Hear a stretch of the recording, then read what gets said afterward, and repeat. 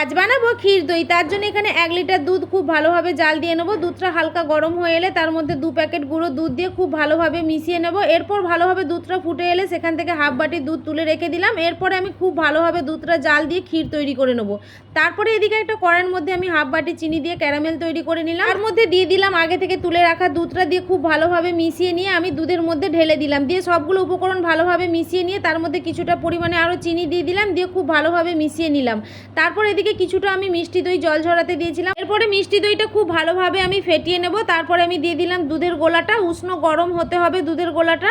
তারপরে আমি এখানে দুটো ভাঁড়ের মধ্যে ওই দুধের গোলাটা দিয়ে একটা কড়াইয়ের মধ্যে আমি ভালোভাবে চাপা দিয়ে সারা রাতের জন্য রেখে দিলাম। পরের দিন সকালে দেখো দইটা কত সুন্দরভাবে বসেছে। এরপরে আরও 1 ঘন্টার জন্য দইগুলো আমি ফ্রিজের মধ্যে রেখে দিলাম। 1 ঘন্টা পর ফ্রিজ থেকে বের করে দেখো দইয়ের কালারগুলো কত সুন্দর হয়েছে আর কতটা সুন্দর দেখতে হয়েছে। আজকের রেসিপিটা যদি ভালো লেগে থাকে অবশ্যই চ্যানেলটাকে সাবস্ক্রাইব করে নিও। টাটা।